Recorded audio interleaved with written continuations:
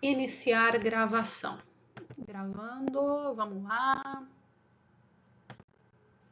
Bom, vamos lá, gente. Só um pouquinho, vamos admitir todo mundo. Admitir todos. Pronto. Olá, José. Oi, professor, tudo bom? Graças a Deus. Deixa eu pôr meu vídeo aqui. Pronto. Boa noite a todos. Eu vou pedir aí para a galerinha. Vamos pôr os rostos aí, vamos nos ver, né? Afinal, passou um tempinho aí, todo mundo mostra o rostinho. Isis, Jean que eu não vejo faz tempo. O Marcos, a Larissa, a Catherine. Ô, Gico. Ô, Jonathan. Ó, o João sempre aqui comigo. Tudo bem, João? Lineker.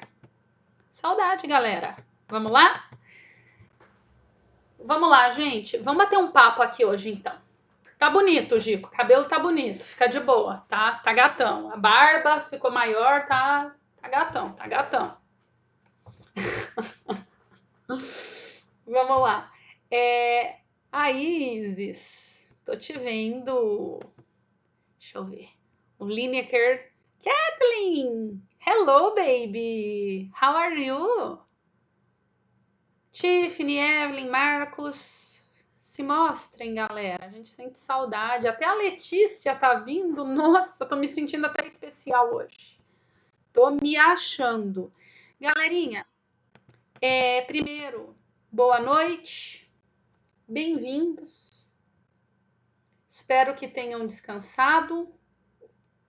Espero que estejam adaptados aí agora a essa nova realidade. Quero deixar claro, repetir o que eu acabei de falar na outra sala. Não sei se vocês sabem, mas eu fui a primeira professora de direito a fazer uma aula gravada, virtual. Eu fui a primeira pessoa que falei, não curto ensino à distância. Nós brasileiros não temos o hábito de ensino à distância e não temos, e eu digo por mim, Natália, nós sempre buscamos o caminho mais fácil. Isso não precisa ser um defeito, mas também não é uma qualidade. Isso por vezes pode ser bom, por vezes pode ser ruim, mas nós temos por hábito o atalho. Então, eu fui a primeira pessoa a fazer a aula gravada e, paralelamente, fui a primeira pessoa a reclamar que quem estava presente na sala não deveria fazer atividade. Falei assim, tudo bem, pode ser que a pessoa não tenha condição, olhem só, pode ser que ela não tenha condição de acessar naquele momento a internet. Como aconteceu, o Roberto se lembra que aconteceu de eu perder a internet um dia. Eu perdi a internet, acabou a luz, etc., não tinha internet. Mas quem está presente em sala de aula, obviamente não precisa fazer a atividade. Eu falei isso e fui atendida.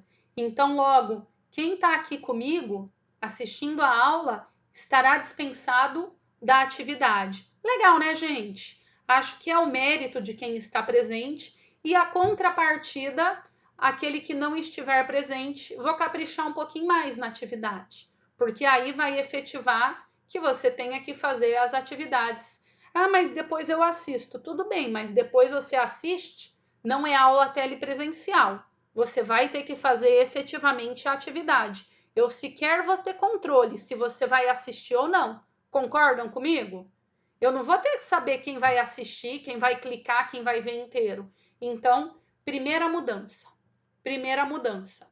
Tudo bem? Alguma dúvida? Não? Outra mudança é que nós estamos analisando aí um sistema sobre prova, né? Para melhorar aí a questão da forma de avaliação. Acredito eu, logo vocês vão ter uma sinalização de mudança. Mas o wherever, isso já era de se esperar, período de adaptação passou. Agora, efetivamente, Professora, o que mudou?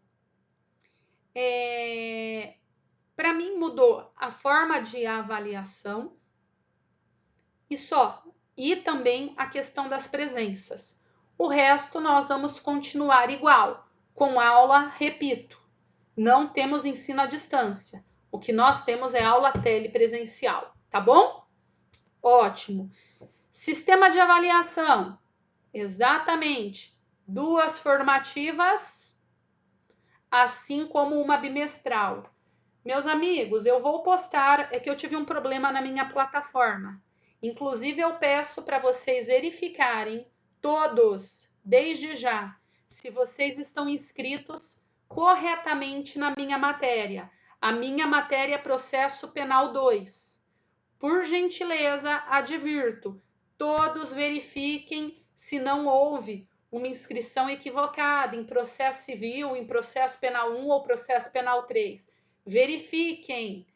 A minha matéria é Processo Penal 2. Semestre passado eu tive uma aluna que em dia de exame me falou: ai, mas eu não sei porque eu reprovei. Eu falei: não sei, por que você reprovou também? Aí eu fui ver, ela estava escrita em processo civil. Então, por favor, estou advertindo expressamente, Processo Penal 2, todo mundo verifica se está correto, tendo algum problema me chama, ou chama o Pavolac que a gente arruma imediatamente, vamos evitar transtorno, tudo bem? Então, vamos lá, a gente está aprendendo junto esse negócio à distância, mas já tá superado. Outra coisa, eu vou postar o plano de ensino de vocês com as datas. A única coisa que está faltante é as datas que eu vou pôr quanto às avaliações formativas. Só isso, Robertos, os 2. Só isso, os 2. Está faltando as avaliações formativas. Todavia, vai ser postado e vai estar lá. Professora, nós queremos mudar. Não tem problema, eu sempre converso quanto a isso. O representante de sala vem a mim, ou alguém com representatividade eleita, ou não eleita, só não vem todo mundo. Mas qualquer um, quem tem por hábito me mandar o WhatsApp, sabe que eu respondo. Em que pesem fala que eu sou megera, eu não sou. E sou bem educada ainda, não sou a gente. Quem fala comigo por WhatsApp, eu não sou essa casca grossa que vocês falam, é só um pouquinho. Então, vamos lá. Podemos mudar? Podemos. Mas como eu resolvi me organizar? Tudo que tiver de mudança, tudo que tiver de alteração, nós temos a nossa plataforma Moodle. Lá nós temos tudo que eu faço. Vamos verificar. Lá nós temos que tudo o que eu faço fica postado, aula tal, aula tal, aula tal. Tudo que for alteração, vocês verifiquem sempre a nossa plataforma. Se tiver escrito alguma coisa recado, leia. Tudo bem? Vou repetir. Se tiver escrito recado, bate o olho e leia, porque vai vir coisa importante aí, alteração importante. Óbvio, vou falar em sala de aula? Sim, mas às vezes você não estava presente. Então bate o olho lá na plataforma, se você vê recado, é coisa importante, você está advertido e tem por agora a obrigação de olhar. Sempre dá uma olhadinha lá se tem recado. Tudo bem? Beleza? Ótimo. Vamos ver se a gente tem alguma outra alteração. Tá. Falando do nosso plano de ensino, então, e introduzindo a vocês meu plano de ensino. Provas bimestrais. Está no calendário acadêmico, imutável, feito pela coordenação. Alterações aí só advinda de, como dizem na brincadeira, lei maior. Só advinda da coordenação. Formativas. Vou pôr 2 datas, falo para vocês depois, mas aí está no meu plano de ensino. Pediram a alteração, vai vir falado em sala e ainda trazido em recado. Gostaria que a gente não precisasse alterar. A minha ideia é manter o plano de ensino. Tá bom? Superado essa questão introdutória, eu quero introduzir agora, trazer para vocês qual é o nosso conteúdo, o que nós vamos apreciar em sala de aula, o que nós vamos analisar em sala de aula? Pois bem, a nossa matéria continua no direito instrumentário processual. Nós vamos continuar estudando o processo penal, certo? Nós temos o processo penal 1, o processo penal 2 e o processo penal 3, que ele é diminuto. Ele vai vir com uma aula única por semana. Tudo bem? Ótimo. Agora, no tocante ao processo penal 2, eu vou fazer uma alteraçãozinha aqui com vocês. Eu vou começar o processo penal falando dos procedimentos e depois vou trazer uma matéria que ficou faltante, que eu inverti, que é provas, certo? Mas a primeira matéria que nós vamos tratar vai ser pormenorizadamente procedimento. Fechado? Então eu repito, o que nós vamos tratar? Procedimento. Mais alguma coisa? Procedimento. Primeiro bimestre inteiro nós vamos tratar sobre procedimento, certo? Professora, mas o que nós vamos estudar em procedimento? Nós vamos estudar procedimento comum, ordinário, sumário, sumaríssimo, tribunal do júri e verificar alguns procedimentos que trazem umas pequenas alterações, tal como crimes praticados por funcionários públicos, legislação de droga. Mas nós vamos estudar, entendo como premissa básica, procedimento ordinário, sumário, sumaríssimo, tribunal do júri, tá bom? Temos que vencer esse conteúdo no primeiro bimestre. Pode ser que fique um pouquinho para o segundo, tá? Já advirto. E depois depois que vocês estudarem procedimentos, por uma questão de melhor didática, eu vou fazer aqui uma experiência, mas considero válida. Depois que a gente estudar procedimento e saber colocar os pingos nos is, a gente estuda a prova, tá? Que é o que ficou faltando aí na nossa ementa. E aí, o semestre que vem, vocês vão estudar decisões judiciais e recurso. Tá bom? Semestre que vem, vocês vão estudar decisões judiciais e recurso. Então, nós vimos no primeiro semestre, apresentando o plano de ensino e sendo bem didática. Nós verificamos princípios, lei penal, lei processual no tempo, lei processual no espaço. Nós estudamos também as ações penais, o inquérito policial e outras formas de investigação e paramos. Agora nós vamos dar prosseguimento e nós vamos começar em procedimento. Natália, então o que nós podemos entender? Só deixa eu fechar aqui minhas coisas. Só um pouquinho.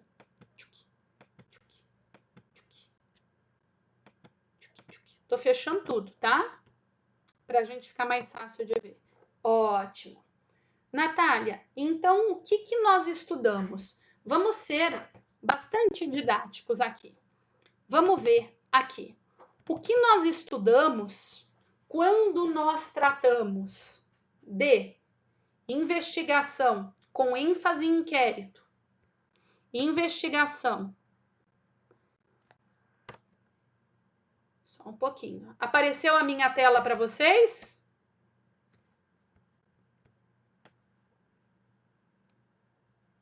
Alguém conversa comigo.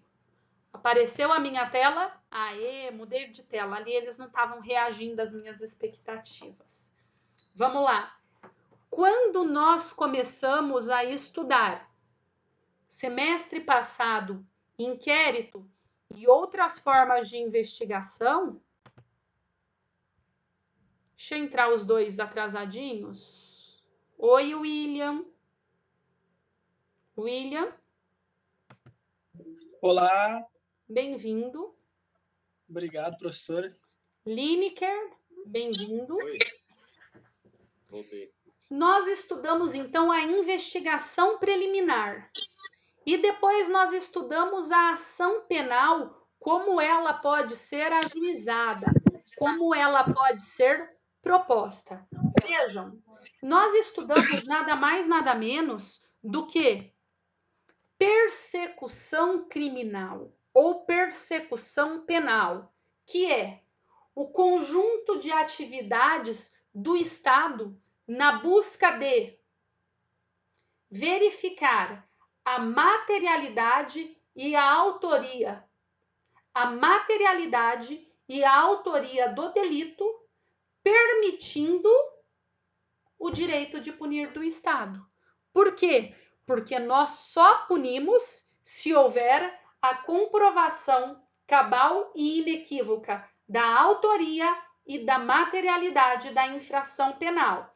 E nós vimos que essa persecução criminal, ela se desenvolve por dois viés distintos. Um viés extraprocessual. Olha que interessante, William, que apareceu aí na tela. Primeiramente, nós vamos falar da investigação propriamente dita, mas é uma fase extraprocessual, administrativa.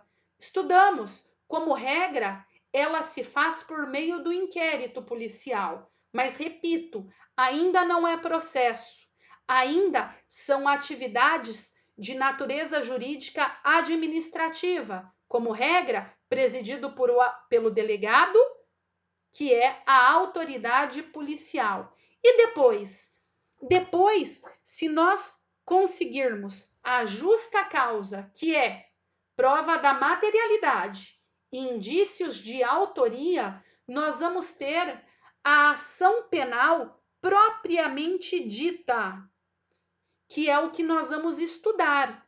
Nós verificamos que a ação penal pode ser pública, incondicionada, pública condicionada à representação do ofendido, requisição do ministro da Justiça, e temos ali alguns modais, algumas modalidades de ação penal privada. Por exemplo, exclusivamente privada, a personalíssima e a subsidiária, certo? Mas agora o que nós vamos ver é o conjunto de atividades do Estado que vai reger esta ação penal, ou seja, como ela é decomposta em juízo.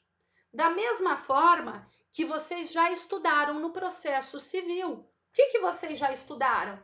O processo inicia-se como que se inicia um processo de conhecimento civil hoje? O início, com a citação. E aí começa o procedimento propriamente dito. Agora, é isso que nós vamos estudar, certo? Então, para vocês se situarem, olha, eu mexi aqui, gente, fiquei triste, hein? Caguei, desculpa a expressão. Só um pouquinho, vamos tentar arrumar. Alguém me ensina? Ah, consegui. Pronto. Ótimo. Então, gente, para começar, nós vamos... Deixa eu começar a aula aqui. Pronto. Morfologia seria nada mais do que o estudo do procedimento, o estudo da transformação do processo, do andamento do processo. Lembrem, quem já assistiu Power Rangers? Todo mundo, né? Ou não é da época de vocês. Mas eles falavam assim, é hora de morfar, é hora que eles viravam de pessoinhas para aqueles bichinhos de armadura. Então, logia, estudo, morfo, é esse andamento do processo. Primeira coisa, relembrando vocês algo que vocês já sabem. Processo possui caráter instrumentário, é o que faz o instrumento do direito material. Professora, eu já sei isso. Será? Será que você sabe isso? Como deve saber no processo penal? Vamos verificar? Vamos lá. Caráter instrumentário do direito material. Vocês já viram, mas revisando. Lembrem, nós temos consagrado no artigo 5º da Constituição que ninguém será privado dos seus bens ou de sua liberdade. Opa! Liberdade. E os libertatis do cidadão. Se nós temos o ius libertatis, em contraponto nós temos o ius puniendi. Ou seja, ninguém será privado da sua liberdade. O Estado não pode exercer o ius puniendi sem o devido processo legal. Portanto, saibam, para que haja o direito de punir, preliminarmente é imprescindível que haja o devido processo legal. Nesta toada, eu trago a vocês que nós temos o direito de punir, mas antes do direito de punir, o Estado tem que exercer a acusação. Então, hoje está superado. Existe o direito de acusar e depois, se constatado pelo devido processo legal a autoria e a materialidade, aí sim há o direito de punir. São dois direitos distintos, o de acusar e, se procedente, o de punir. Vocês não podem, a doutrina muito tempo misturou, confundiu, fez bagunça. Entendia-se que o objeto do processo penal era direito de punir. Negativo. O que nós temos é o direito, isso é revisão do semestre passado. O que nós temos é o direito potestativo. Por que potestativo? Porque ele gera uma verdadeira sujeição a quem é acusado. Então, nós temos o direito potestativo de acusar. E este direito, ele é público, por quê? Porque ele vai gerar uma pena que é interesse do Estado, ele é autônomo. Pode ser, e não tem problema nenhum, que você seja acusado por um crime, pelo direito de acusar, e ao final a demanda seja julgada improcedente. Qual é o problema? Repito, nenhum. Por quê? Porque o direito de acusar é o devido processo legal, o qual depois, apenas se procedente, vai gerar o ius puniendi, o direito de punir. Porque você não pode punir sem o processo legal. Então, um é autônomo em relação ao outro. E depois, o direito propriamente dito ali da ação processual, ele é abstrato, mas deixando claro que ele está conectado ao caso concreto, certo? Nós temos aí o direito da ação processual de maneira abstrata, mas você só pode iniciar essa ação processual se houver aí conexão a um caso concreto. Exatamente por tal razão já vimos que existe a investigação preliminar. Então, quando nós vamos tratar de processo propriamente dito, eu quero que vocês lembrem que nós temos uma santíssima trindade do direito processual, tal como aduz Aury Lopes. A santíssima trindade é trinômio: ação processual, que é o direito de acusar, o qual não se confunde com o direito de punir, certo? Olhem que interessante. A pretensão do processo penal é o direito de acusar.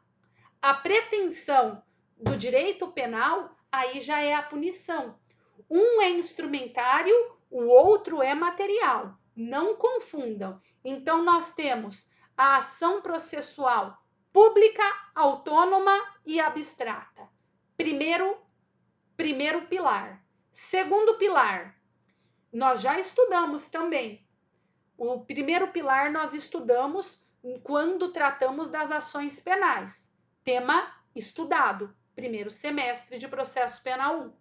Segundo, também estudamos que é para que se acuse alguém, nós temos que verificar que há que se ter um juízo investido, a garantia da jurisdição, que é um juiz natural, imparcial e competente. Perdão. Juiz natural, imparcial e competente. É nada mais, nada menos do que a jurisdição. O devido processo legal deve ser exercido por meio de uma ação. Olhem, o devido processo investido por meio de uma ação processual que gera uma verdadeira sujeição a quem é processado, deve ser proposto por um juízo competente, ou seja, aquele que tem a jurisdição, seja imparcial e, por fim, e aqui é o que estamos estudando, terceiro pilar. O terceiro pilar é o processo. O que eu quero dizer? Nós vamos verificar agora quando ajuizada esta ação penal, como ela se desenvolve. É aí o que nós vamos entrar agora no processo penal 2. Pois bem, repito, uma ação processual investida corretamente num órgão com jurisdição, o Poder Judiciário competente. Agora, o que ela gera? Um processo. O que é esse processo? Vejam, não é mais investigação, mas sim um conjunto de situações dinâmicas que as partes vão atravessar rumo a uma sentença. O conjunto de situações dinâmicas as quais as partes atravessam rumo a uma sentença. Isto é processo sob uma concepção geral, genérica. Este processo, conjunto de situações dinâmicas que as partes atravessam rumo a uma sentença, vejam, esta definição se aplica para processo civil, para processo tributário, para processo administrativo. Mas agora se liga. E agora, vamos conversar sobre o que é o processo, mas não olho na tela, mas não de maneira geral, mas sob o viés específico. Sob o viés específico, nós temos nada mais, nada menos do que o objeto do processo penal, que é a pretensão acusatória, certo? É a pretensão acusatória. Isto quer dizer que o processo é um conjunto de situações dinâmicas as quais as partes atravessam rumo a uma sentença. Tratando-se de penal, o objeto é a pretensão acusatória, porquanto é a existência de uma pretensão acusatória deduzida em juízo, frente a um órgão jurisdicional competente, por meio do complexo de atos sucessivos e ordenados que estabelecem o exercício da jurisdição rumo a uma sentença, a qual visa elucidar a materialidade e a autoria do delito. Tudo bem? Então, o objeto do processo penal é a pretensão acusatória, a qual busca materialidade e, agora, não mais indícios de autoria, mas nessa fase endoprocessual, a materialidade e a própria autoria. Indícios de autoria é os atos na investigação.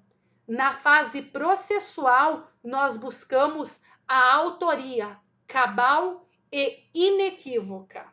Então, o que distingue, por exemplo, o processo penal do processo civil é o seu objeto. Por quê?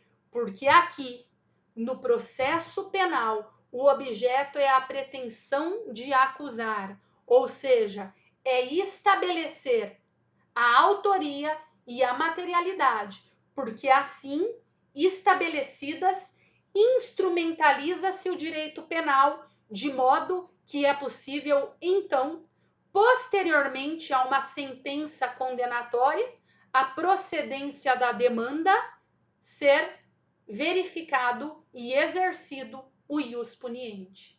Tudo bem, galera? Essa parte eu concordo, ela é um pouco chata, ela é um pouco exigente, exige de vocês teoria geral do processo, exige de vocês conhecimento de direito penal, lembrando que para haver delito nós temos que ter preceito primário de tipicidade do tipo penal, que é a definição do crime, preceito secundário, que é a pena propriamente dita, porque o direito penal visa a pena, mas para que seja possível punir, nós temos que antes acusar, e é a pretensão acusatória. Vocês têm que ter isso em mente. Ora, para que se exerça o ius puniendi, a punição por um delito propriamente dita, antes é obrigatório que exista o direito de acusar, que gera uma sujeição quando o acusado vai se defender. Tudo bem? Não confundir o direito penal, direito de punir. O processo penal, nós temos a persecução extra-investigação e a persecução endo, que é no processo propriamente dito, já em juízo, em que nós temos a pretensão acusatória, meramente o direito de acusar, autônomo, abstrato. Não é porque existe o legítimo direito de acusar que vai ter o direito de punir. Pelo contrário, isso está superado. Isso está superado. São dois viés distintos. Inclusive, se não comprovada a autoria do delito cabal e a materialidade inequívoca, nós temos o legítimo direito de acusar e, afinal, uma sentença improcedente, da qual não vai resultar pena. Tudo bem? Tudo bem? Então, vamos fazer o seguinte.